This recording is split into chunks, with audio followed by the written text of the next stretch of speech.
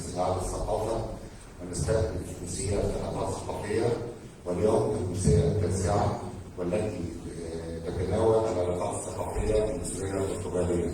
استاذن حضراتكم سؤال الجمهوري بدولة البرتغال.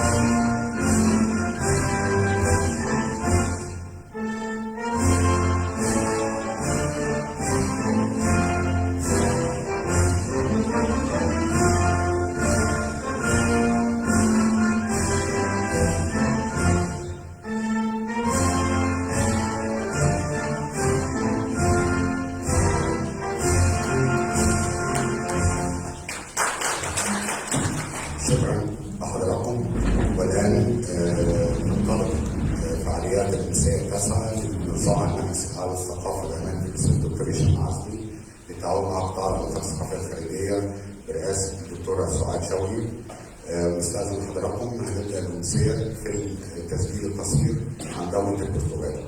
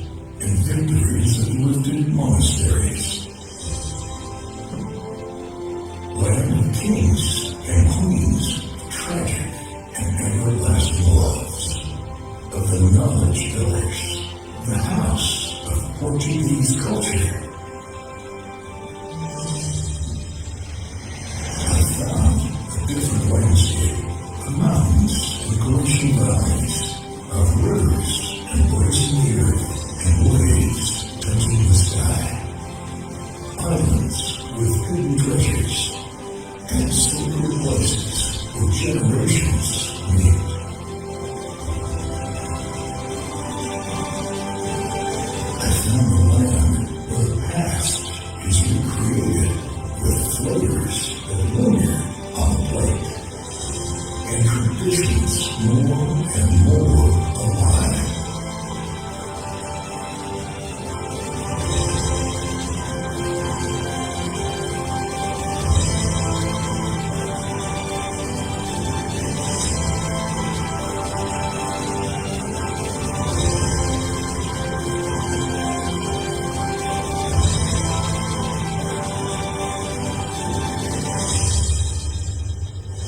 I choose a different region. I choose the center of Portugal.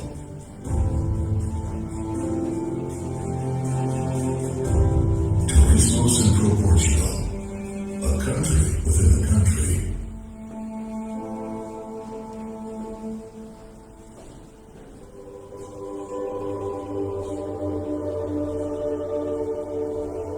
On the western edge of Europe, where the land meets the sea, and the winds carry the warm scents of Africa, there is a country of friendly and hospitable people. A country of contrasts, whose diversity is one of its greatest treasures. Of lands where nature has remained untouched, and time appears to have stopped. A room of endless plains and beaches washed by the Atlantic and caressed by the sun. Portugal, a country that needs to be deeply experienced to be understood.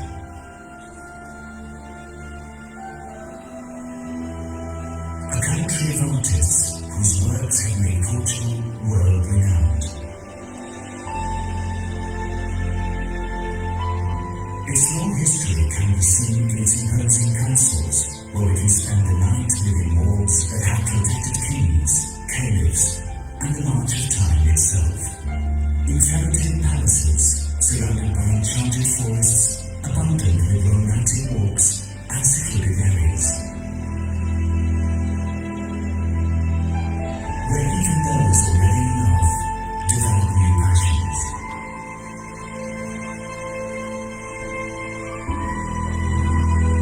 But Portugal has also another facet, where the grandeur of the past and the excitement of the future live side by side.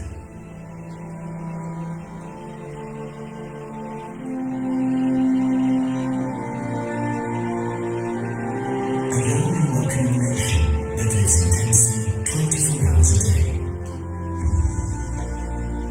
A vibrant country full of colour, where the sun shines all year round.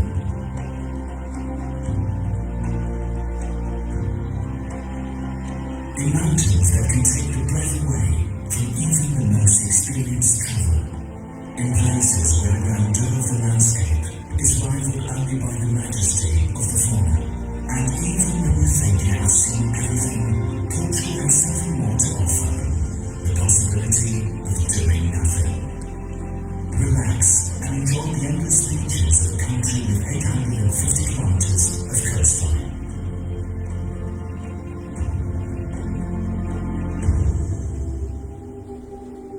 And after a busy day, start your evening with a great meal. Because in a country with centuries of history and some of the best wines in the world, cooking has become a highly appreciated art.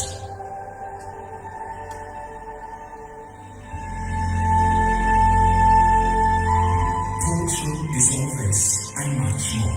A marvelous and captivating country from the very first moment you arrive. A unique country that offers 1,001 things to do. Embark on an exciting journey.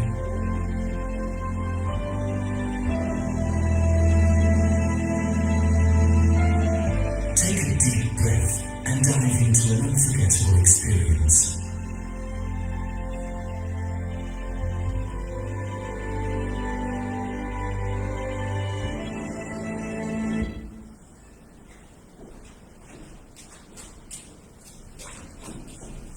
شكرا لمتابعة حضراتكم. والآن نبدأ مدير المسية الأستاذ الدكتور هشام عزمي أمين عام قطاع الثقافة للاتفاق السلسلة. أستاذن حضراتكم من البداية التزام بالكمامة بعد إذن حضراتكم والموبايل سعاد. شكرا. بسم الله الرحمن الرحيم. سعادة السفيرة مانويلا فرانكو سفيرة البرتغال في القاهرة، سعادة السفيرة علي الخليجي السفير المصري في البرتغال، الصديقة العزيزة الدكتورة سعاد شوقي رئيس قطاع الخارجية الخارجية وزارة الثقافة، السيدات والسادة الحضور أسعد الله مساءكم بكل خير. فهي علاقات ثقافية تعود من جديد بعد غيبة قصيرة، تعود الأمسية التاسعة بعد 8 سنوات، لاقت لله الحمد صدى كبيرا في الوسط الثقافي خلال الفترة العقارية الأولى. ونحن نبدأ اليوم بالأمسية التاسعة، وتم إعداد مجموعة من اللقاءات الثقافية مع عدد من الدول الصديقة ستنعقد تباعا اعتبارا من هذا الأسبوع بإذن الله.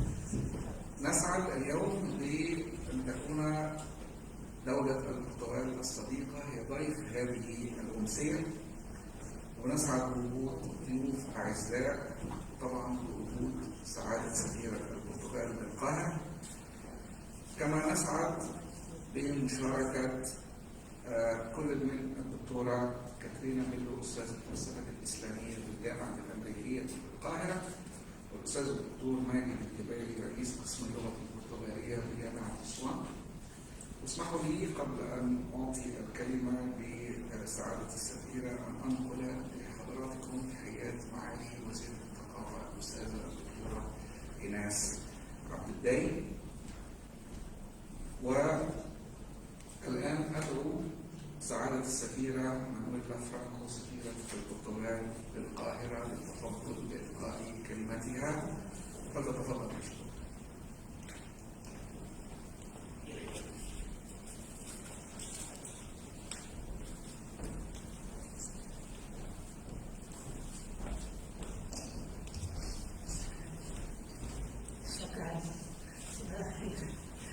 I'm very sorry I cannot speak Arabic.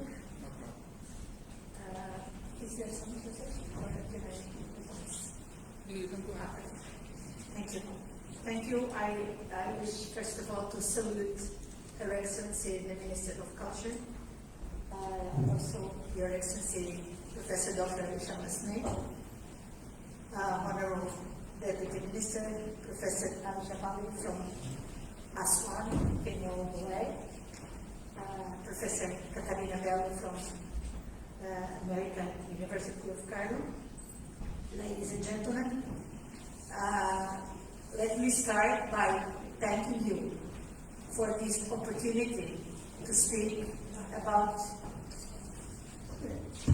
the friendly relations between Portugal and Egypt and to make a presentation about my country. Nothing makes an ambassador happier than to have the opportunity to do both things. I arrived in Egypt 1 year ago. It has been a year of discovery and of getting first-hand knowledge of your great country and fabulous history, a highly developed and sophisticated experience of civilization that one can see happening in Egypt. I have had the chance of traveling to marvelous places, to go to the Red Sea and to come to the opera, to visit the historical sites up in Luxor, and to visit and learn how to live in the extraordinary city of Cairo. I have also witnessed the tremendous efforts that Egypt and its government and its people are making to ensure that the nation steps into the future in an inclusive and sustainable manner. Above all, I have experienced the genuine sympathy of the Egyptian people, their generosity, and this has been a constant positive. Everywhere I go, I have been received with open arms. It has been a wonderful year so far, and I am grateful for that. Today, I am here to talk about my country, Portugal, the country and the people I represent in Egypt. As you saw in those films, Portugal is standing at the other end of the Mediterranean Sea, past the isthmus of Gibraltar, sitting in Atlantic waters. You could see that the sea is everywhere whenever we talk or see films about Portugal. Like we have 850 kilometers of coastline. This means, of course, beautiful beaches, but it also means that is the differentiating factor about Portugal, is that facing the big ocean. And this is a thin strip of land, and people are constantly, for centuries, been facing this huge, unknowable universe. And this has developed both the will to go and an enormous curiosity. These, I would say, are very important characteristics about Portugal. We are like a neighborhood in Cairo. We are 10 million people in a rectangle of almost a little bit more of 90,000 square kilometers. And out in the world, in general, there are another 5 million Portuguese living. So altogether, we are 15 million. But in Portugal, we are 10 million.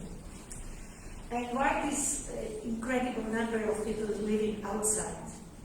This is, in great part, the fact that the country would not have enough resources for the whole of the population. So since early, they started traveling. So since the 15th century travels that made Portugal famous as discovering or getting to know and bringing to knowledge the existence of other lands, like the maritime way to India, or discovering, always quote unquote, because it was already there, but Brazil, Angola, all these countries that were on the way of the Portuguese navigators, the African Gold Coast. Everywhere the people, Portuguese arrived, and what they wanted was to mingle, to marry, and to have children. This is why the Portuguese became a people that became experienced in liking to talk to other people.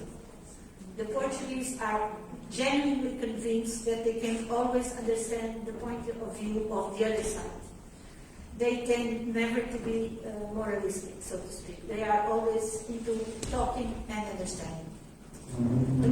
Well before these travels in the 15th century, we received the Islamic influence.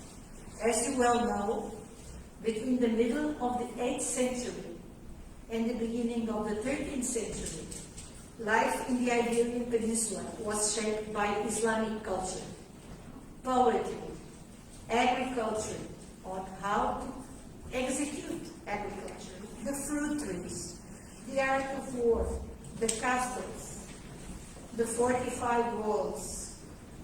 Well over 700 words remain in the Portuguese language today from Arabic.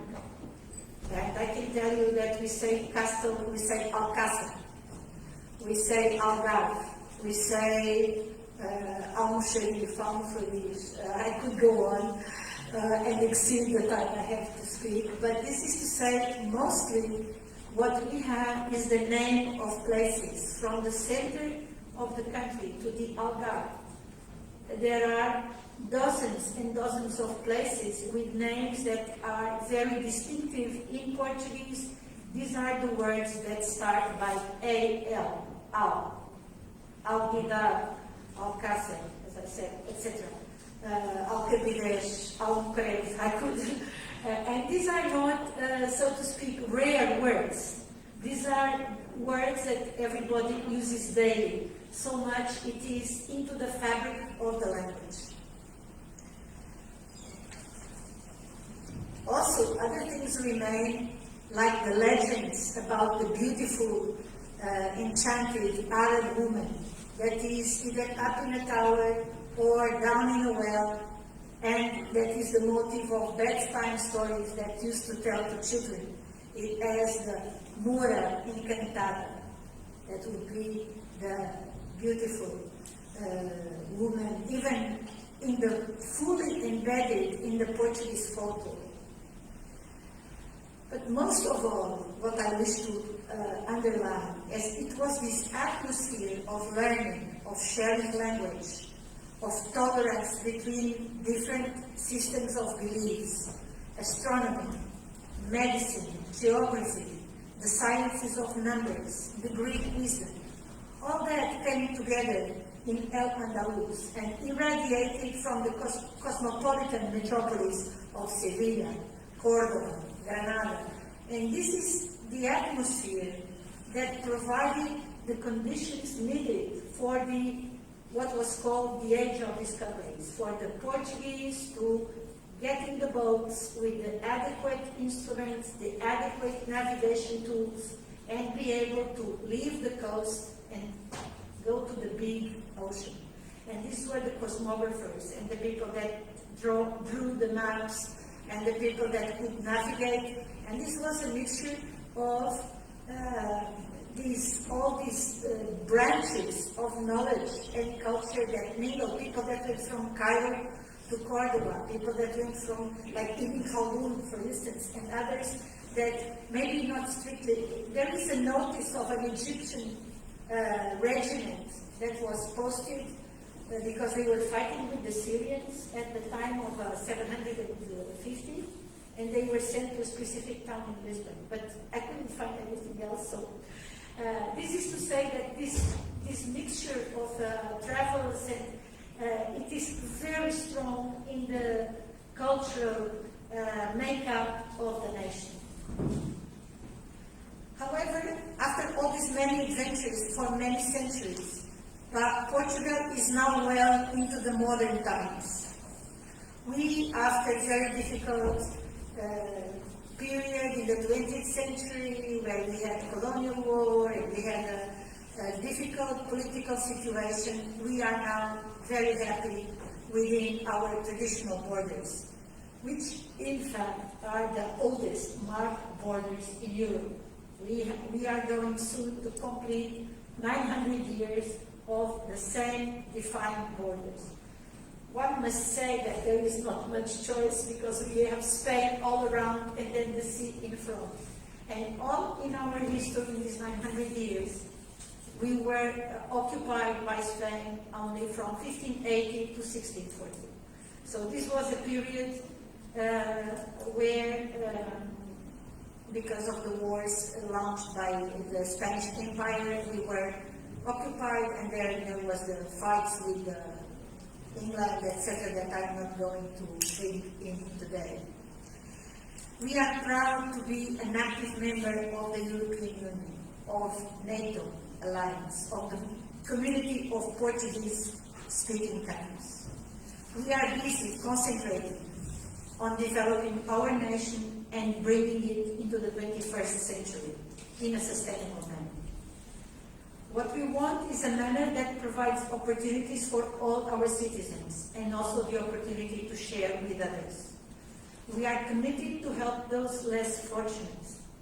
And this is why we are quite concentrated in providing good conditions for resettling refugees, as we have been helping some people going out from Egypt to Portugal. Even now, we are a group of 24 is going in a couple of weeks. What about Egypt? Well, the situation with Egypt was not so easy because Portugal was rival to the Ottoman Empire. As we were moving from around Africa to India, you can still find in Oman, in the Gulf, in Iran, the Portuguese forts, the castle that have been built to fight the Ottomans in these battles that were over the Indian Ocean. Also, in what regards the Portuguese destroyed the profitability of the earth lanes for the spice routes, so that it was much cheaper to bring in by sea, so that the caravans that came from the Asia to the markets in Europe via Istanbul or Jerusalem or other parts of the Ottoman Empire, then in the 16th century, 17th, they lost profitability. And this was the nature of the rivalry. So that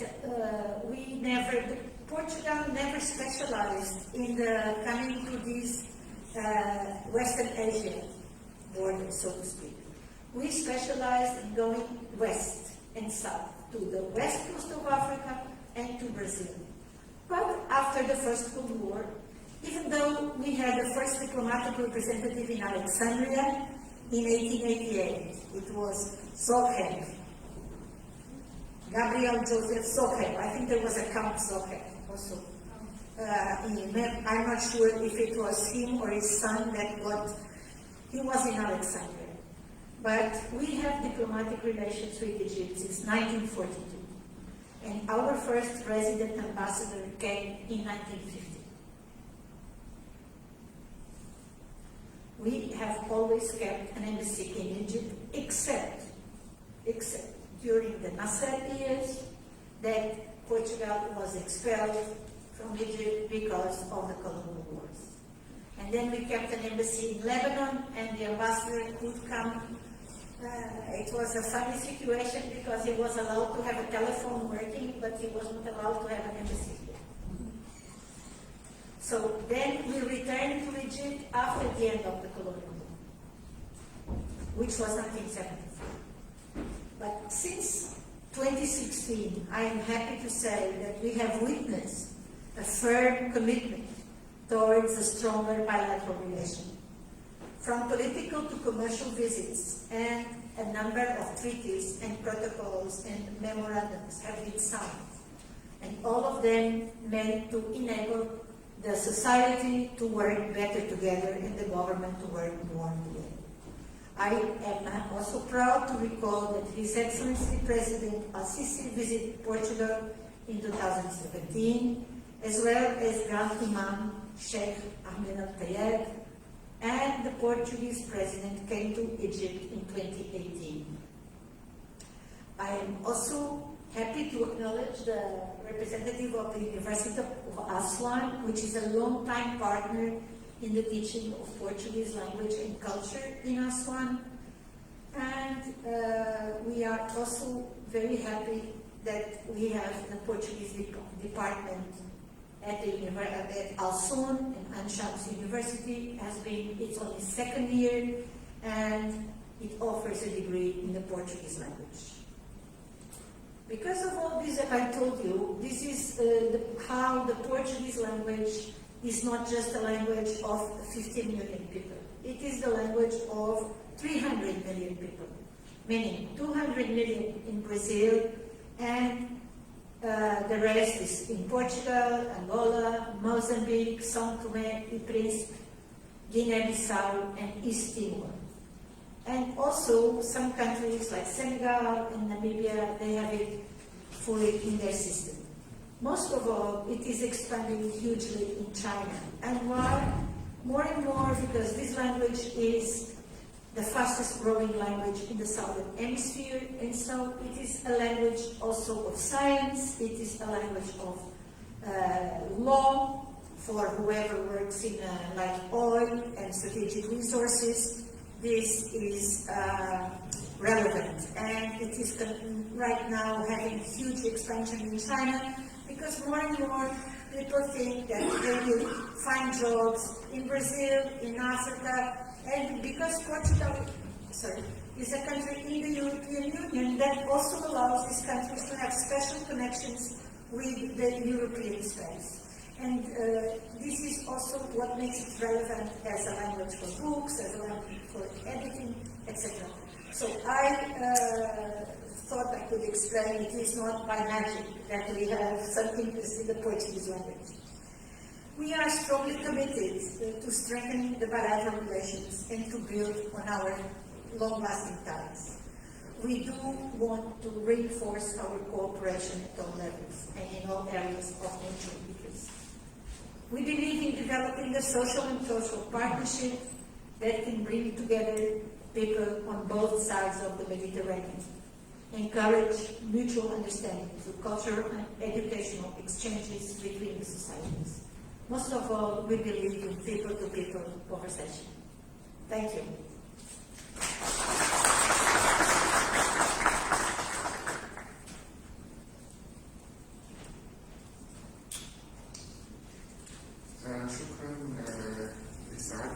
السفيرة.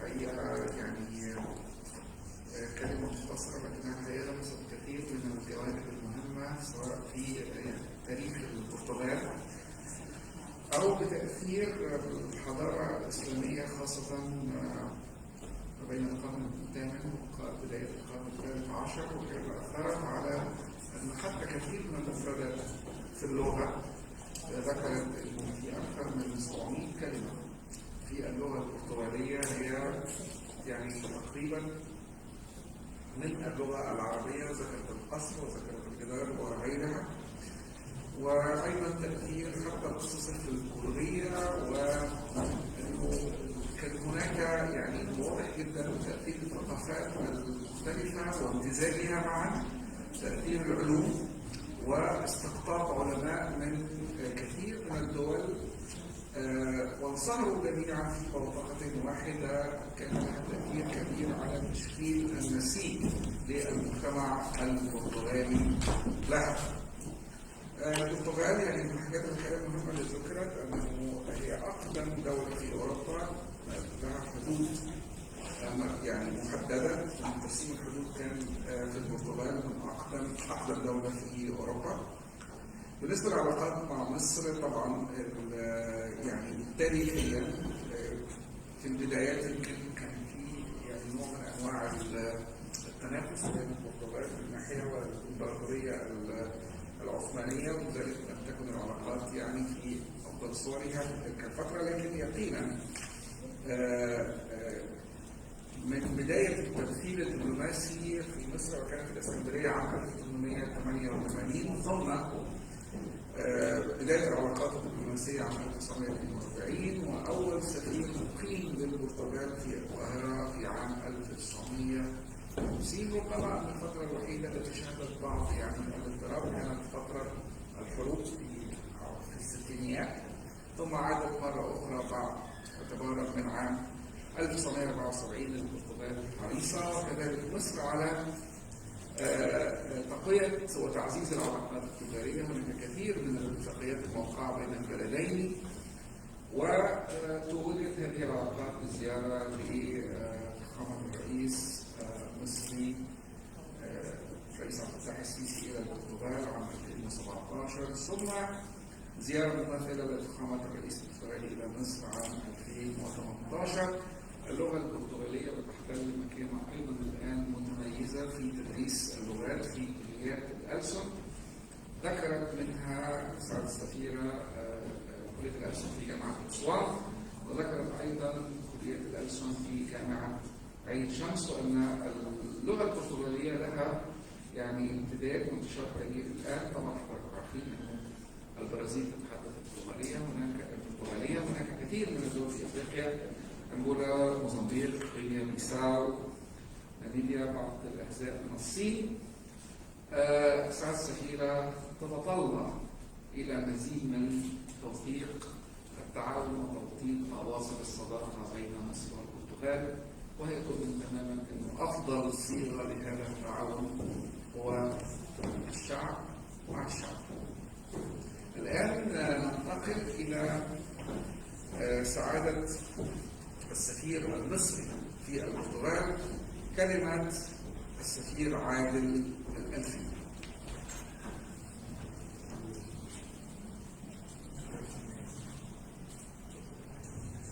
بسم الله الرحمن الرحيم.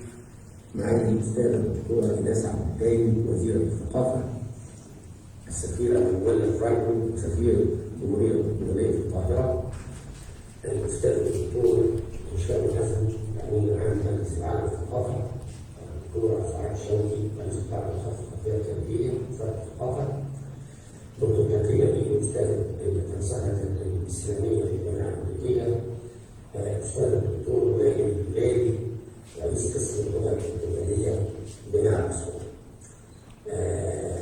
أولا في البداية نتقدم بالشكر لمعالي وزيرة الثقافة والسادة مسؤولي الوزارة على مجهودات الإجراء العلاقات الثقافية بين مصر ومختلف دول العالم الخاصة مع دولة البرتغال، وذلك خلال عقد سلسلة أدوات العلاقات الثقافية في إطار مبادرة بين أيديهم لاستمرار الرسالة التعليمية المصرية، وهي مبادرة هي تعد مميز في الشراكة في التعاون بين المؤسسات الوطنية الجامدة وغالب تسهم في تطبيق أواصر الصداقة بين مصر ومختلف الدول إلى جانب القائم على فعاليات التواصل الدائم والشغل العام.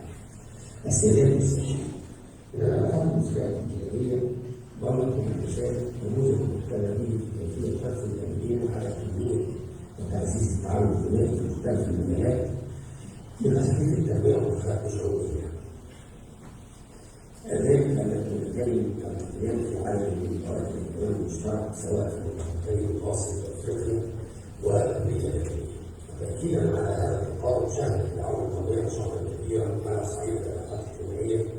قام السيد رئيس الجمهورية بزيارة دولة البرتغال في نوفمبر 2016 وهي الزيارة التي تعد الزيارة الأولى للرئيس المصري منذ 24 عاما في مقر رئيس البرتغال بزيارة مصر في 2013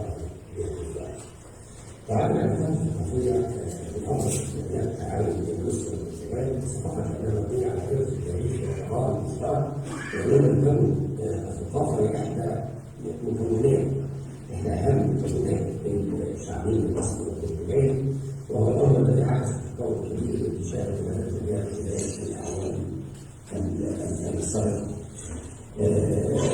سواء في مجال التعاون بين الجامعات أو التعاون بين الهيئات الحكومية في مجال الإعلام ومجال السياحة والأطفال ومجال المعارض والثقافية والمسيحية. هذا بالإضافة إلى التعاون في نشر التحقيق الدينية المعتدلة والتعليم الفكري الإسلامي المشترك. في مجال التعاون بين الجامعات تم تشكيل أول قسم للتعليم والتكنولوجيا في الشرق الأوسط في جامعة الأمس في بلد أسوان كلية الهشام في جامعة أسوان فأدى هذه التجربة إلى التوقيع والتعاون بين جامعة شمس مع برامج التعاون واللغات جامعة الأردن بهدف إنشاء قسم اللغة البرتغالية أيضا في كلية الأمس في جامعة شمس وجاء التفوق حاليا بين المسلمين لتوقيع برنامج تنفيذي في مجالات اللغة التعليم والعلوم والتكنولوجيا والشباب والإعلام وهو البرنامج الذي سيسهم في إكساب هذه العلاقات الثقافية ذات كبيرة بما يساهم في تعزيز التقارب الثقافي بين الشعبين. أما فيما يتعلق المتعلق بالتعاون في مجال الإعلام فبحث عن مسؤولي الدولة البلدين تسوق تفكير الدخول التعاون الموقع بين هيئتي الإذاعة والتلفزيون لكلا البلدين فضلا عن الدراسة الإمكانية دعم التعاون المشترك بين البلدين في إنتاج الإعلام المصرية والهيئات البرتغالية المنظمة في مجال تناول الزيارات وعقد الدورات التدريبية والجواز السعودية. وعلى الصعيد الفني قامت السفارة في لشبونة بالتعاون مع قصر الثقافة البرتغالي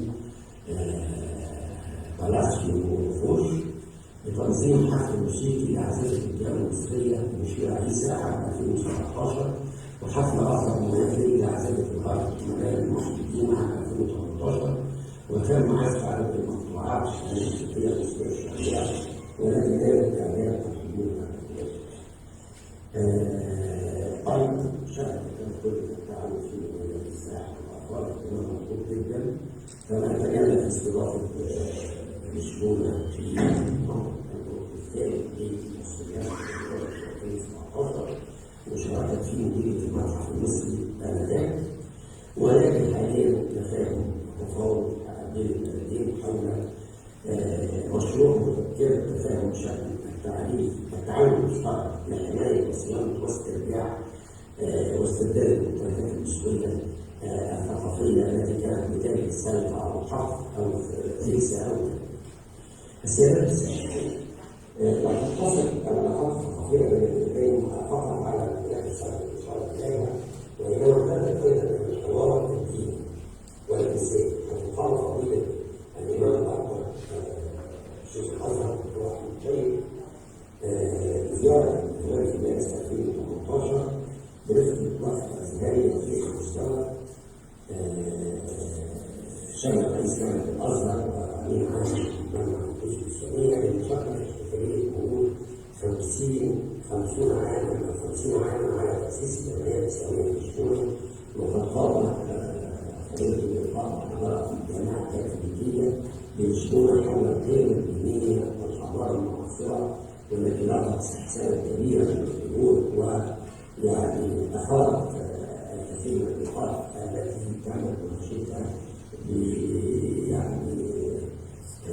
بشكل يتسم بالتساؤل والاعتدال والموضوعيه والرغبه في التعرف على الاخر، حب في الاخر ورغبه في التعايش مع الاخر. في سياق برضه اخيرا التقى رئيس الجمهوريه الدكتور مصطفى من مدرسه اسكندريه خلال زياره الدكتور مصطفى الاخيره البرتغال عام 2018، وشارك في مؤتمر بعنوان الاسلام اليوم والحوار بين الثقافات أخرى في جامعة للسلسلة. وقد أثر رئيس الدكتورة على تميز الأنشطة الثقافية للمجتمع، وتضمن الإلقاء على تقديم دعوة مسياته لزيارة المكتبة تعزيزا للتقارب الثقافي بين البلدين. وأخيرا أود أن أعلن عن تقديم حرص المسلم الابتدائي لتطبيق أنماط التواصل والعلاقات الثقافية بين البلدين، سواء من خلال إعداد الكتب التعقيدية التي تمثل أساس التعاون في الأديان، أو من خلال تبادل الرؤى والأفكار التي نشأناها توضيح الجوانب المختلفة للثقافات شعبا، بحيث يمكن أن يؤدي هذا التعامل المشترك إلى نفس الصورة الصحيحة لكل البلدين من الطرف الآخر، وسنسعى سويا للاستمرار في إعداد المنتديات الفكرية والندوات الثقافية، سواء بصيغة افتراضية نظرا للإعلام والتنظيم، أو من خلال الصيغة الفعلية مستقبلا، حرصا منا أن يكون هذا التعاون الثقافي منتجا يحتذى به مصير الأمر العام في البلدين. خالص التقدير، حسن استماعكم، وشكرا لكم. السلام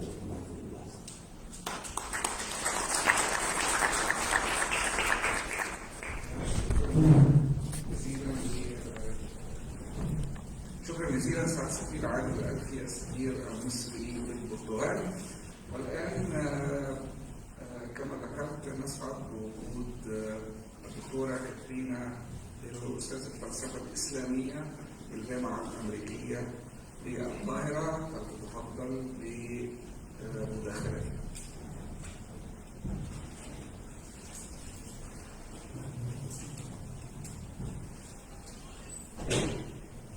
سيدتي وسادتي، تحية طيبة لكم جميعا. أود أن أعرب عن عميق امتناني للسيد النبيل وكيل وزارة الثقافة المصرية، وكذلك سعادة سفيرة دولة البرتغال مانويل فرانكو بدعوتهم لي للتحدث في هذا المناسبة. أشكر أيضا وزيرة الثقافة دكتور اإيناس الدايم، ودكتور هشام عزمي، والدكتورة سعاد شوقي. اسمحوا لي بأن أوكل على التطور الملموس في روابط الثقافية بين مصر والبرتغال، والذي كنت شاهدة عليه منذ مجيئي إلى مصر في عام 2006 وحتى الآن، حيث لدينا الآن قسم للغة البرتغالية في جامعة عين شمس وفي جامعة أسوان. كما يتعلم المزيد من الطلاب المصريين اللغة البرتغالية. لقد أرسلت جامعتي الجامعة الأمريكية بالقاهرة طلابا مصريين للدراسة في البرتغال، كما استقبلت طلابا برتغاليين. سعدت كثيرا بالتحدث معهم أثناء إقامتهم في القاهرة. وهنا أؤكد على أهمية برنامج تبادل الطلاب بين البلدين باعتبارها فرصة رائعة للتقريب بين الثقافتين، الأمر الذي سيتحقق بعد توقيع مذكرات تفاهم بين الجامعة المصرية والبرتغالية. ويجدر الإشادة في هذا المقام بنجاح التجربة التي قامت بها جامعتي لقد شهدت السنوات القليلة الماضية تزايدا ملحوظا في ترجمة الأعمال المصرية إلى البرتغالية والبرتغالية إلى العربية في مصر. وبمجرد أن تسمح الظروف فإنه سيكون من الجيد رؤية استئناف الأحداث الثقافية في مصر، والتي تسهم في عرض جوانب مهمة من الثقافة البرتغالية.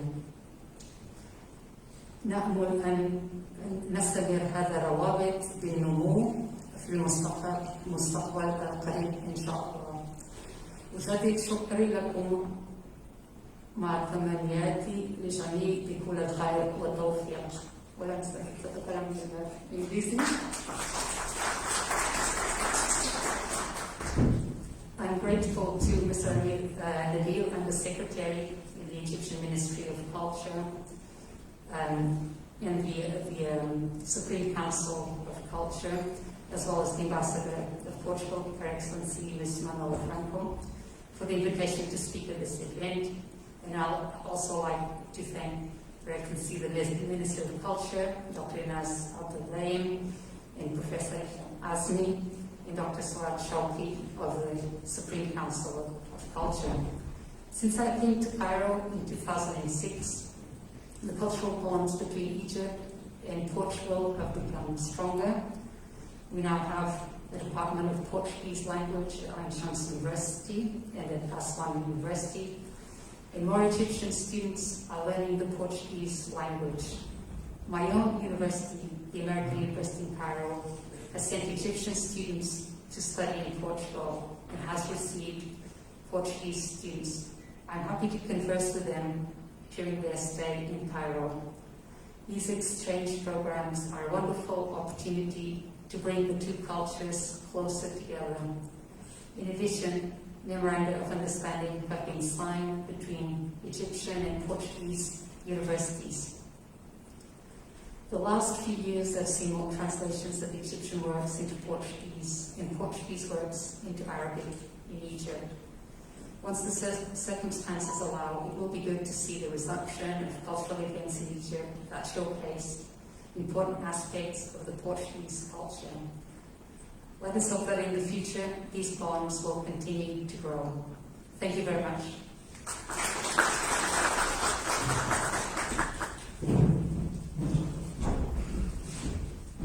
جزيل الشكر للدكتورة هشام والتي أحييها على لغتنا العربية، وأتمنى الحقيقة أنه يعني تكون لغتي البرتغالية بنفس جودة وإتقان لغتها العربية. أنا كنت قبل الندوة يعني كنت بتساءل هل إذا يعني أتقنا أحد اللغة الإسبانية هل سيكون قادرا على التعامل باللغة البرتغالية؟ فهي اكتشفت أن العكس واصل، إنه إذا يعني أتقنت اللغة البرتغالية فيمكن أن تتحدث الإسبانية وليس العكس. يعني يوما ما إن شاء الله يكون في فرصة. الآن نسعد أيضا بوجود الأستاذ الدكتور ماجد الجبالي، رئيس قسم اللغة البرتغالية بجامعة أسوان، فليتفضل بإلقاء مداخلته. في البداية أحب أشكر الأستاذ الدكتور هشام، أشكر الأستاذ الدكتور هشام عزمي على دعوتي، الدكتور وحسين، أشكر الدكتورة سعاد شوقي والأستاذ الدكتور اإيناس الدايم بمبادرة العلاقات ثقافية. أنا عايش أتكلم عن علاقات ثقافية ممكن نسميها انتركالتشر أو انتركالتشر. مفيش خلاص علاقات ثقافية اللي فيها علاقات بين تناغم وتزاوج وتلاقح بالثقافات. فهنا ده اللقاء التاسع مع البرتغال، دولة شرفت إن أنا أعمل فيها مهمة علمية العام الماضي. كانت تجربة سعيدة جدا جدا. هما في تشابهات كتيرة بيننا وبين البرتغال على المستوى الإنساني وكمان على المستوى السياسي. أنا سعيد طبعا إن أنا معايا في المائدة اثنين اساتذه كبار، الاستاذه الدكتوره فرانكو قبل ما تبقى سفيره هي استاذه علاقات دوليه.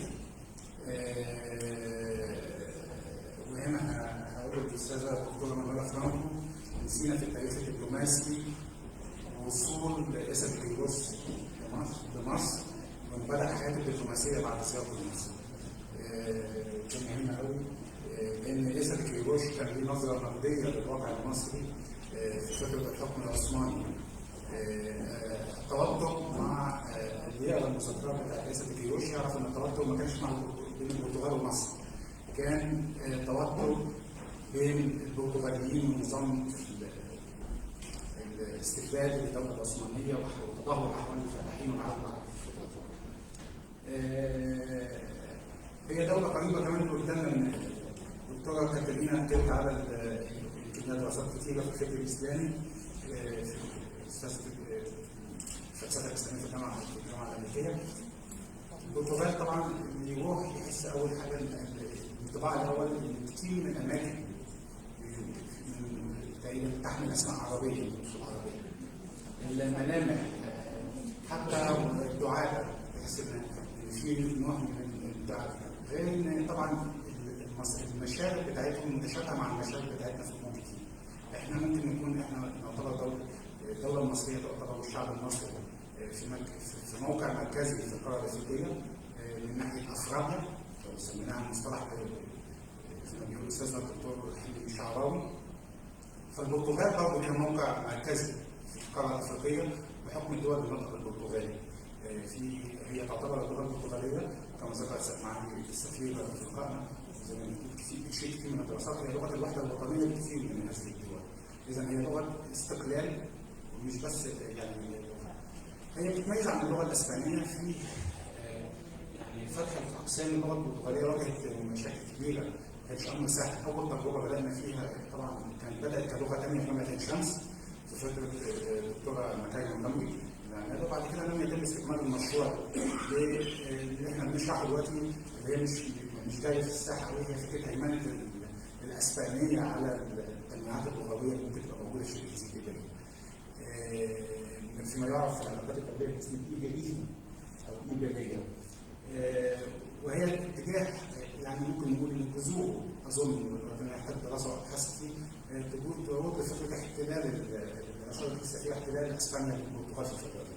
وهنا يجعل البرتغال قريبه كمان من الدول المنطقه باللغه الاسبانيه في الثلاثينات، وهنا ممكن تتكلمنا اكثر الدكتوره ايما اللي بتشرفنا النهارده الاستاذ ثقافية مساعدتنا جامعه اسوان.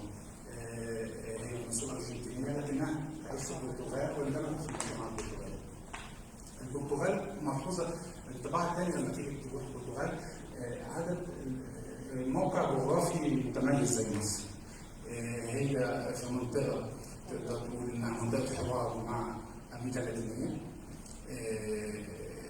بحكم العلاقات مع البرازيل. عندك مدن برازيليه كامله تكاد تكون برتغاليه شبه برتغاليه زي مدينه جانيرو ومدينه بلين فيها جاليات برتغاليه كبيره، وده بيجعلها ممكن حوار مع امريكا عنصر فاعل في حوار مع امريكا اللاتينيه.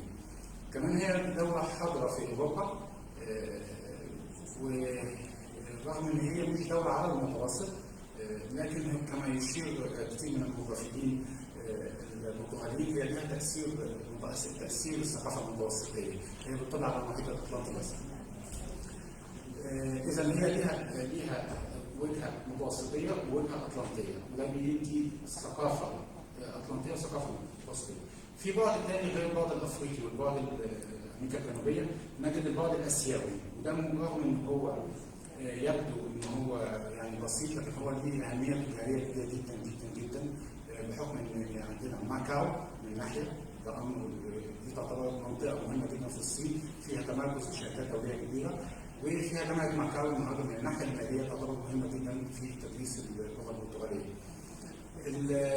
المصدر عندنا تجربه تيمور الشرقيه برضه تتحدث البرتغاليه. اذا احنا قدام تجمع كبير اسمه CPEB زي جامعه الدول العربيه في جامعه الدول البرتغاليه بتضم البرازيل البرتغال والبرازيل وانجولا وموزمبيق وغينيا بيساو وسانتو ميريسبي والراس الاخضر. الراس الاخضر لها موقع برضه استراتيجي مهم جدا على منطقه بين افريقيا والولايات المتحده الامريكيه.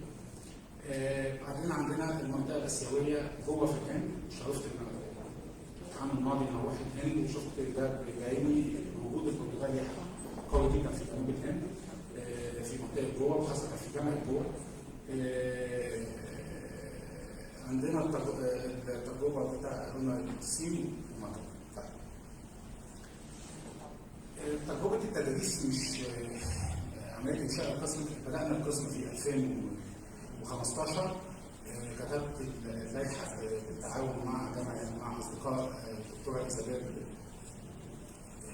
الوعدي من جامعه بورتو والدكتور بنجامين عبد الله من جامعه ساو باولو. كتبنا لائحه التدريس البرتغالي في محاور الثلاثه الادب واللغه والترجمه. بدانا التجربه على يعني كان في الوقت ده الرؤيه ان البرتغالي مجرد لغه يعني لغه اتصال السياحه بس.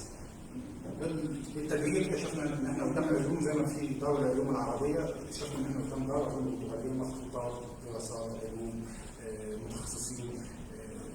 بالتدريج فتحت الامكانيات لكثير من الوظائف اللي ولادنا بعد تحقيق 3-4 دفعات. بعديها اتجهنا للائحه بتاعتنا لجامعه الازهر على هامش زياره شيخ الازهر البرتغال، والان 2 من الطلاب بتاعنا بيدرسوا هناك دلوقتي. وكانت طبعا علاقه روحانيه مع الكليه الام اللي انا اتخرجت منها، كليه الأستاذة عين شمس. فساعدت كتير جدا لما اتفتح القسم العام الماضي. كان نفسي يفتح حتى في الاول في أستاذة عين شمس، يعني أستاذة عين شمس هي مدرسه قطاع ومدرسه كتير من اساتذتنا في الترجمه، فكنا نعمل يعني هم ياخدوا المبادره الاول، ولكن لاسباب تعطل تاسيس قسم والحمد لله نأسس، واتمنى ان التجربه تتعزز وتتوثق بالتدريج. التجربه دي تحتاج لتضافر جهود المؤسسات الدوله المصريه، وزاره الثقافه، وزاره التعليم العالي. انهم عندنا البرتغال احد الامور الجميله في البرتغال، يعني عندي مؤسسات ثقافيه بارزه زي الدايم، زي الFCD، عندنا وهي مؤسسات بتعمل على التنميه الثقافيه. واتمنى ان المجلس الاعلى للثقافه بقياده الدكتور هشام عزمي يتمكن من توقيع اتفاقيات والتعاون مع المؤسسات البرتغاليه. اتمنى ان المركز القومي للترجمه يتمكن من توقيع اتفاقيه بمساعده الدكتوره ايرما ومعالي السفيره مع معهد قناش. في النهايه الدور اللي بتقوم به اللغه البرتغاليه هو دور مهم في السياق بتاعنا، لانها عده امور. اولا البرتغال تكاد تكون على نفس الموقف الجيوبوليتيكي المصري من ناحيه مكافحه الارهاب والتطرف. هم عن تجربه متشابهه يعني متشابهه معانا في امور كتير. ثوره 30 يونيو تعادل عندهم ثوره القرنفل في امور كتير، في تشابهات. ففي مساحات كتيره جدا للعمل المشترك، لان في كلام مشترك بيننا وبين بعض. حب الحريه، حب التواصل اللساني، قيم الاسره. غير طبعا انها تعتبر اكثر بحكم الوجود العربي الاسلامي لفترات طويله، تعتبر لهم قدره على تشريح الموقف العربي في الاتحاد الاوروبي بشكل كبير جدا. شاهدنا ترجمه كثير من الاعمال البرتغاليه العربيه في الفتره الاخيره، ولكن طبعا ينقص تمويل اكبر من ناحيه، ومن ناحيه ثانيه تعزيز منظومه لجوده التدريس وجوده الترجمه. في النهايه كل هذا الدور، سواء الدور التعليمي او الدور الثقافي من خلال مؤسسات الثقافه او مؤسسات الترجمه، ده دور مهم جدا في حوار الثقافات. والبرتغال ومصر دي ممكن يلعبوا دور مهم جدا، وده موضوع استراتيجي مهم في التوقيت الحالي. لحد مواجهه التحديات المشتركه سواء الجائحه كورونا او البرتغال ليها تجربه طبيه مهمه قوي ممكن الاستفاده منها. مصر ليها تجربه طبيه مهمه جدا ممكن الاستفاده منها في مجالات كتير بالذات في مجالات عشان ما ننساش بس الثقافه مش بس الادب واللغه الثقافه كمان حاجه يوميه. نعتبر ان البرتغال برضه متقدمه في مجال الاورام، في مجال طب الاطفال، ففي مجالات كمان ممكن نستفيد منهم فيها. في النهايه اشكركم واتمنى ان بالتدريج يعني يكون في حوار اكبر بحيث ان احنا نقدر نعزز من وجود الحوار بين اللغه البرتغاليه واللغه العربيه وتكبر الدراسات المشتركه بينهم وبين بعض.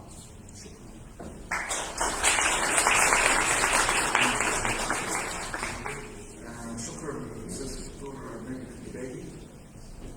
الحقيقه انا يعني اكون سعيد لما استمع من ضيوف كثر في وسائل العلاقات الثقافيه منذ ان بدات وحتى اليوم، انه بسمع يعني مصطلح المشترك يتكرر كثيرا الحقيقه في حديث كثير من ضيوفنا. ويعني بعتبر انه مبادره العلاقات الثقافيه من اهم الحقيقه الاهداف التي نقوم بها هي القاء الضوء على هذا المشترك، لانه في كثير من الاحيان بيكون في جوانب كثيره غائبه عن كثيرين منا، خاصه ان احنا دايما ذكرنا هناك يعني بعض الاهتمامات بصفه عامه تتركز على بعض الدول بعينها في اوروبا. فبتكون فرصه الحقيقه جيده جدا ان نتعرف ان هناك كثير من يعني الاشياء المشتركه بيننا وبين شعوب صديقه من خلال هذه الندوه. الان يعني يمكن ان نفتح باب الاسئله او اي تعليقات لمده 10 دقائق. فاذا يعني في احد من حضراتكم يريد ان يعلق يعقب يسال، المجال مفتوح.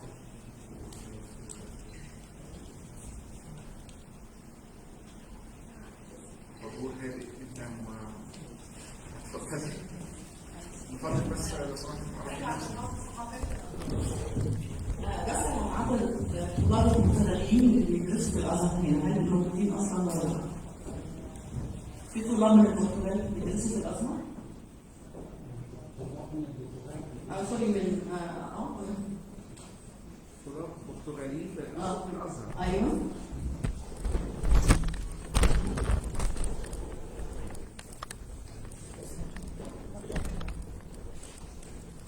سعاد كثيرة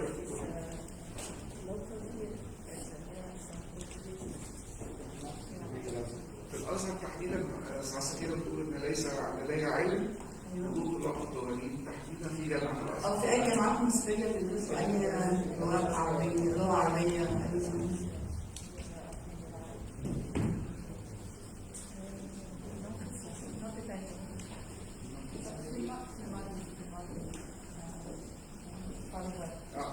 يمكن كان هناك طلاب برتغاليين في الماضي، لكن في الوقت الحالي ايضا معالي السفيره بتقول ان ليس لديها علم ان هناك طلاب برتغاليين في الفتره الحاليه. شكرا.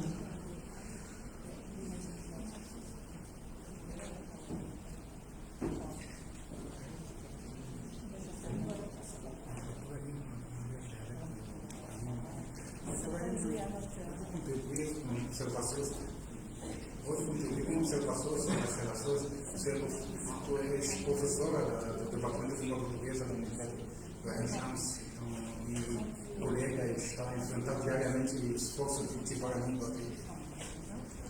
Seria bom escutar. I didn't prepare anything. I didn't prepare my speech.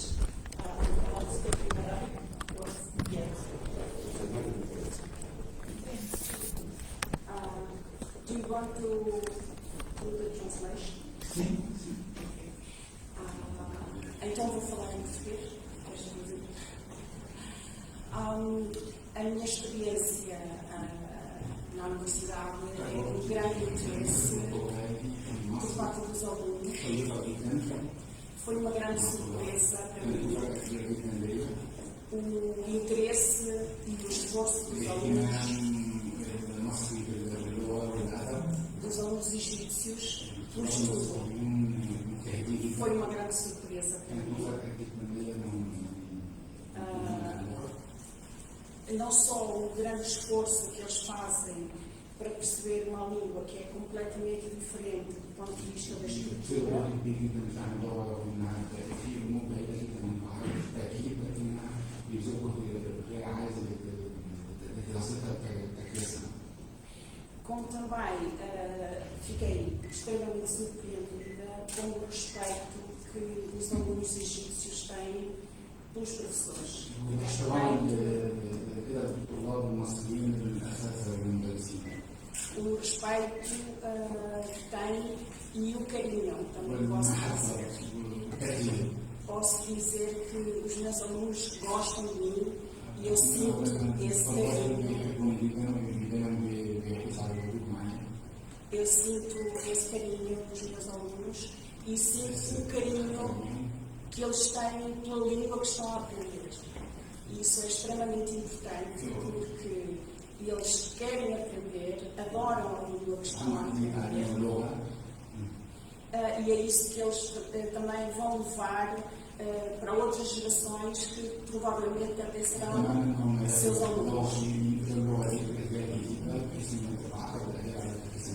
Professora, como podemos fortalecer as relações interinstitucionais entre o Ministério da Cultura do Egito e Portugal para fortalecer a presença da língua portuguesa aqui? Eu penso que este tipo de eventos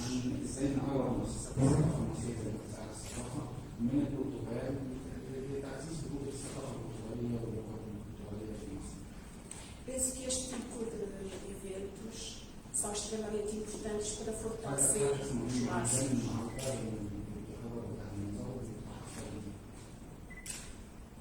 Com este tipo de eventos, nós temos, a partir da nossa embaixada, feito um grande esforço por estabelecer e manter e reforçar os laços, quer com as instituições com as quais nós já temos protocolos, como é o caso da Universidade de Hesham, como também alargar para a Universidade da Suana, neste caso.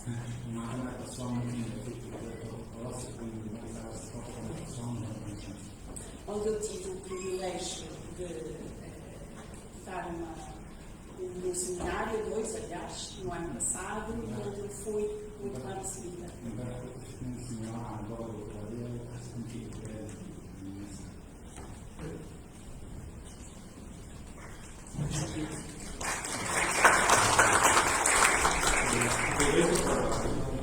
Que o presidente de Portugal é professor, não?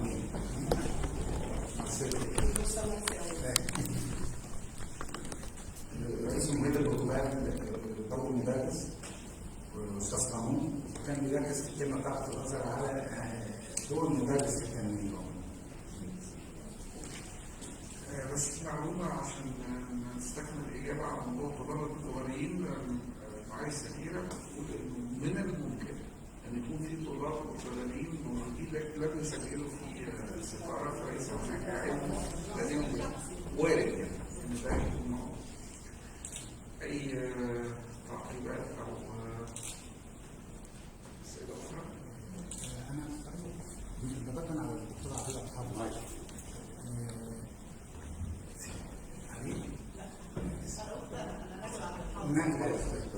شبهنا خالص. هو في وجود للدراسات العربيه قوي جدا في البرتغال. انا ساعات في خلال مهمتي العلميه نلتقي بالدكتور سلسلة وهو يعني مصري من اسكندريه وليه دراسات مهمه جدا اللي هو من جامعه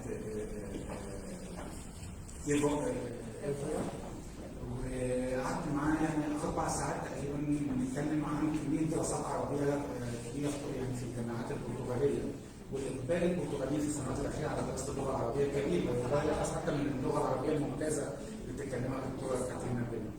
فده موجود لكن هو اللي حصل طبعا ان معلش يعني هل في اقسام اللغه العربيه كمان معاك؟ في طبعا انا زرت جامعه قسم اللغه العربيه في جامعه لشبونه في دكاتره مدرسين جدا وفي جامعه بورتو وفي ايفورا وفي افيرو دلوقتي.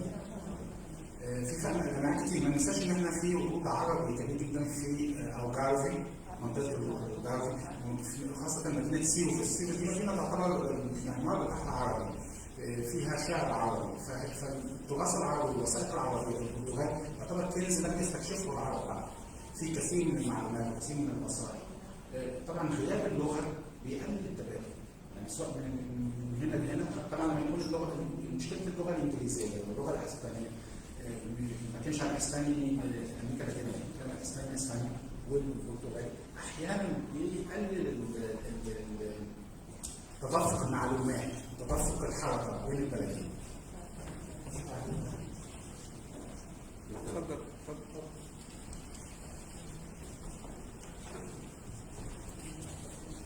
أنا اسمي عيسى السحناوي، باحث دكتوراه في القانون الدولي ومدير حقوق في جهاز المال المستهلك دراسة الدكتورة. من باب التعرف على الثقافة البرتغالية إذا سمحتوا، كنت عايز أسأل مجال حماية المستهلك في الدولة البرتغالية، هل بتتولاه حماية الدولة الحكومة يعني ولا الجمعيات الأهلية؟ وعلى فكرة أنا كمان درست في الأزهر 17 سنة، سعيد بالتواجد معكم. شكرا جزيلا.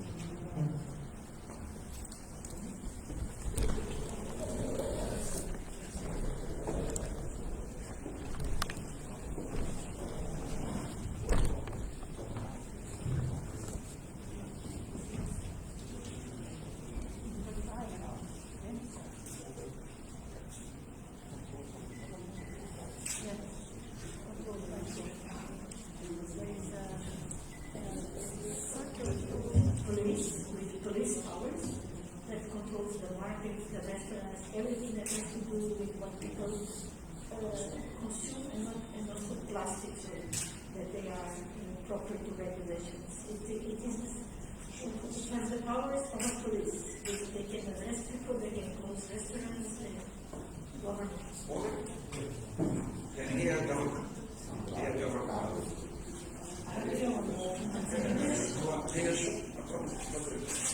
هو الانطباع دايما ان البرتغال دور الدوله قوي جدا في الحياه العامه. رغم في دور قطاع خاص لكن الدوله البرتغاليه حاضره جدا في ده الانطباع اللي انا حسيته في مجال الاقتصاد. وحمايه المستهلك موضوع جد جدا. هم ما ننساش برضه الظروف مختلفه عننا في الناحيه عددهم قليل جدا، فده يسمح ان الدوله تجيب الامور بشكل اكثر. يعني على بتتكلم على 10 مليون تقريبا عدد السكان، وده بيخلي برضه البرتغال بتفتح مجال للهجره من البلدان الاخرى، امريكا اللاتينيه بالتحديد وشمال افريقيا للبرتغال في التدفق للهجره، خاصه من المغرب وشمال افريقيا. O número pequeno da população portuguesa ajuda na governabilidade de certas situações. De um lado. Do outro lado, também abre o caminho para a imigração do norte da África e da América do Sul para Portugal nos últimos anos. أنا متفق مع كل ما قيل.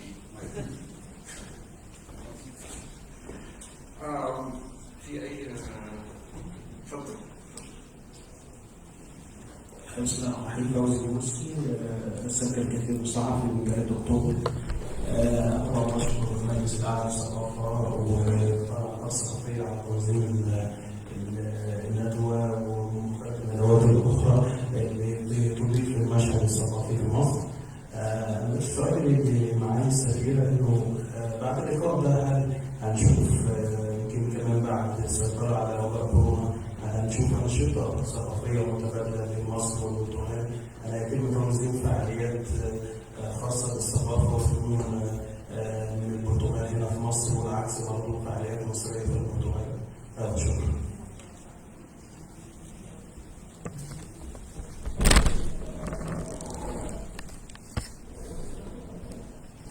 Thank you for your question. Not directly in the corona because there is as yet an arrangement at the European Union level that this is central, done from Brussels. This has not been working so well because the European Union is importing vaccines. It is producing with foreign patent. So it is now starting to go country by country with third countries, but this is being a very difficult file. So that they have as yet not. Portugal is right now giving, today I read, 90,000 to Cape Verde, and some to Guinea-Bissau. It was announced yesterday, and this goes to aid to development, but it's still very limited number, okay? Because European countries did not individually establish agreements for getting the vaccine. It is being done collectively. So this is part of the question. As to cooperation, yes, we are very much willing to increase cooperation with Egypt. We think that we are very happy because we think the language department is a good structure and that we can build on that. And we also, of course, we have to face the difficulties of the corona because we all know people cannot travel, etc. So we hope to bring some digital concerts and cultural events. We already started in December, and maybe through that we can gain some time over this corona, and then hopefully, inshallah, next year we can do something more concrete.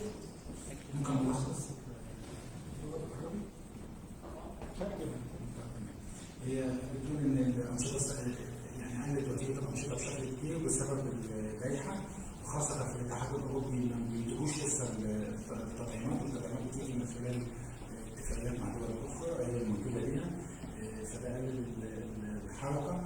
وفي نفس الوقت ان احنا في الفتره الاخيره عندنا بدانا نتجه لفكره الثقافه الرقميه، يعني احنا انشطه ثقافيه من خلال الانترنت. أي أسئلة أخرى؟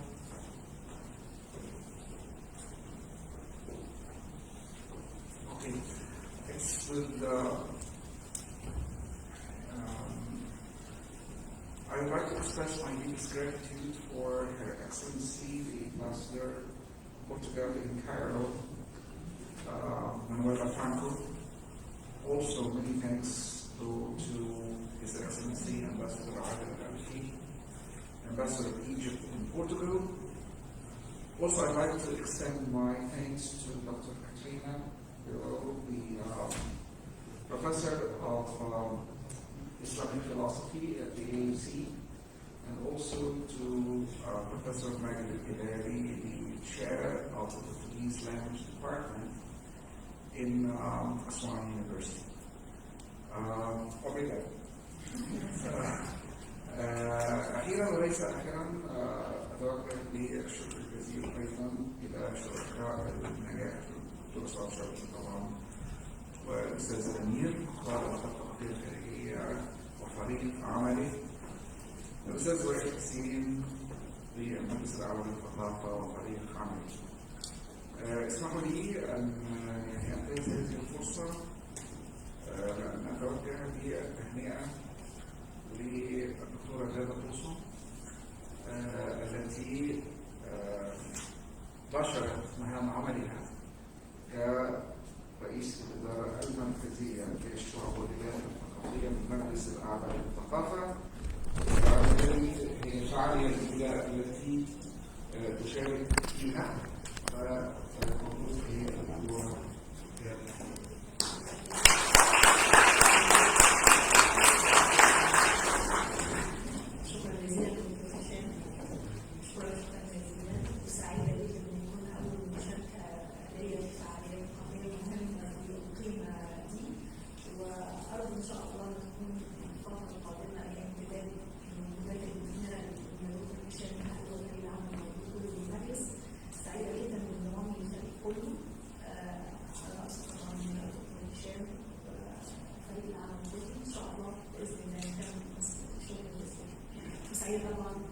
It's an honor, by essence, to be here for the first time in this event.